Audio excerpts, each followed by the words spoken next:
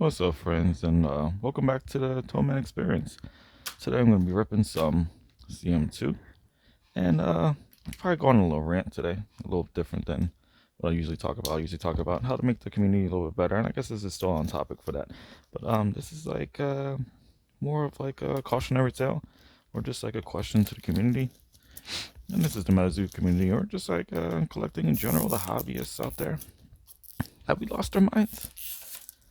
Yeah, so recently there was a couple of streams from a really big distributor, consignments, third party seller, who was selling MetaZoo at a very cheap price. And people were buying rows of it. It started off as a lot of deals happening.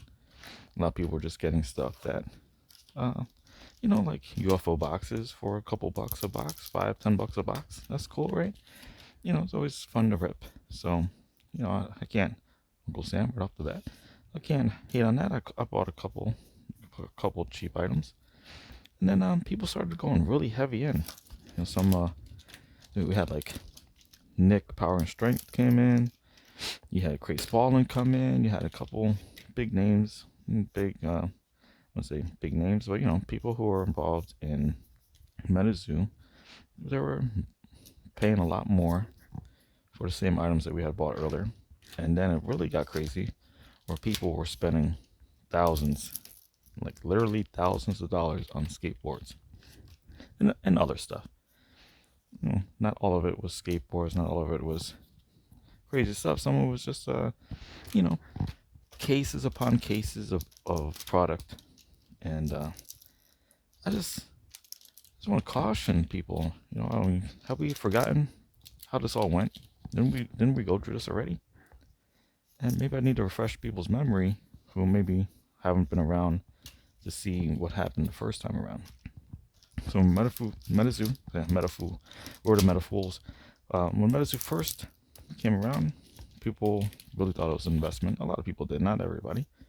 And it got a little out of hand where it was unattainable for a lot of people. Kickstarter boxes were going through the roof, and people thought that was a really good investment.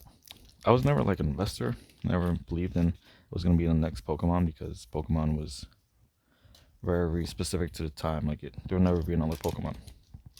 The fact that it was an anime first, the fact that people played the cards heavily, and that's why there's not a lot of cards of the base set that are in good condition, really affects the collectability of it and why it's so hot right now. Or it's not as hot right now, but it's still hot. It's still a lot of people love Pokemon. A lot of people collect it. A lot of people pay big money for the chases and things that they like and the rare items. Now, people thought that MetaZoo was going to be the next Pokemon. People, there's collectors. It was the fan base. It was the players. Not a lot of players. Not a lot of collectors. But the collectors grew as the investors left. When the prices were fluctuating, and the sets were coming out, and some of the sets were really disappointing. But the fact is, a lot of people were hoarding their cards, like really, really hoarding their cards. There's people that had boxes upon boxes, like floor to ceiling boxes full of product. And I was like, this is ridiculous. I'm just collecting because I like it. I'm not collecting it because it's gonna make me rich. This is not gonna make anybody rich, especially because it's so heavily printed, and because nobody's really playing it. They're all the cards are in mint condition. So people collected heavily, and then they kind of got burnt on it, and then the interest kind of died down, and then sets were coming out, and just interest kept going down as the years went by, and eventually MetaZoo closed. And when MetaZoo closed, a lot of people started liquidating their stuff, and when people were liquidating, people were buying. Now they're able to purchase things that they couldn't purchase before because they were out of the range. Red inks, blue inks, Kickstarter moths, things that were difficult to find previously. People were able to buy because they wanted it, which is great for the collector. It was good for the players because the players can get cards that were hard to get, like Ooh, there we go. Frogman is really cool. I love my Frogman. I was saying like the Mothman, the Point Pleasant Mothman. You know, the festival Mothman. Point Pleasant, that card itself as well, the Terra. Really playable cards, and I know I was able to obtain them, and I was really satisfied once I was able to. It's great. I was happy. I was happy to have that in my collection. There's still cards that are unattainable, say like the Chromie Mothman. That one's really ridiculous yet. But, you know, it was better for the players and for the collectors. So people started buying it up again. And then it got purchased or, you know, went bankrupt. And, you know, interest died down a little bit. And then they really popped up again when they thought that the bankruptcy stuff came through. And we thought, okay, we're going to have a new sheriff in town, a new owner, a whole new regime, a new card game. So then people started buying up again, hoarding again. And now the prices of boxes they had gone up from when the company closed. You know, so the boxes have went up a little bit, but they're still down overall from when they first came out. When they first came out, they were 150 bucks a box. Nightfall went up to 200, and then came down again, and now you can get all this stuff for like 10 bucks. So people hoarded them and were buying them at the upcharged from where it was before.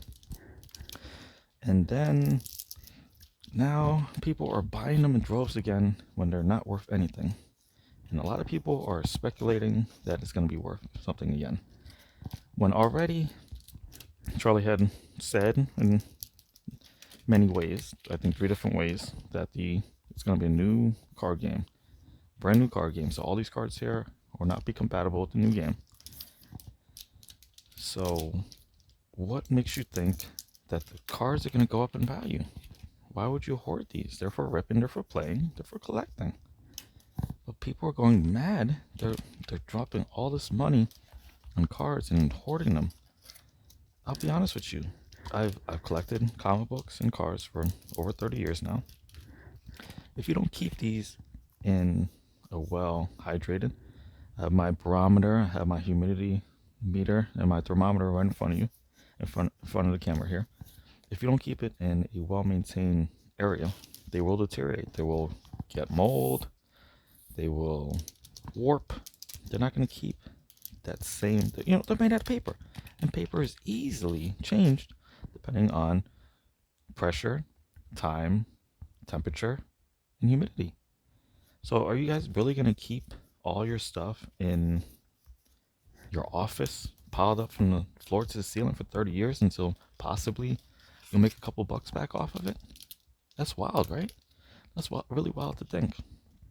But that's how people think, and that's how people are putting their money into this, thinking that, man, I'm really going to be rich off of this.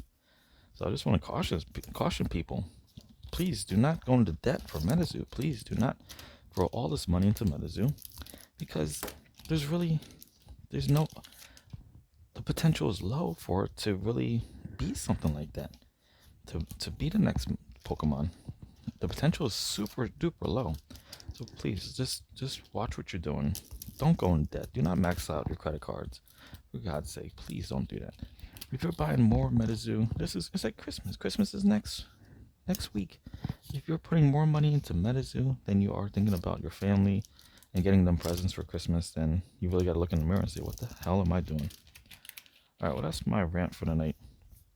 I just wanted to talk about that. And I'm just going to rip the rest of this and save myself some squonks. And I hope you enjoy the hits. I want to hear what you guys think. Do you think we should be dropping thousands and thousands of dollars into MetaZoo skateboards, into dead product that even the company that bought it doesn't care about? They don't care about, but we're supposed to be. Let's think about what we're doing, okay, guys? I don't want to see anyone go into debt. I don't want to see people regretting their decisions because they have FOMO, or if they think that they're investing in something that's really, I feel, is not investable or very unlikely. And again, full hollow mock. The reason why Pokemon was investable at the time, it wasn't at the time, but because the reason why it is a good investment at this point was because people played with it. A lot of people played with them and they got damaged. When they got damaged, that lowers the supply. And the demand is ever high with Pokemon because Pokemon's awesome. Everybody loves Pokemon. Not a lot of people like MetaZoo, and there's way too many cards. So I really caution anyone who's thinking that they're gonna really, get rich off of this. Alright, this is the last pack. Already got a full hollow moth, and I got a lightning glass. Let's rip the topper. I drew it on the side somewhere. Oh, over here. All the bulk is going in the trash. Alright, let's hopefully pull a blue ink. Nope, it is a snowing. Alright, y'all, have a good night.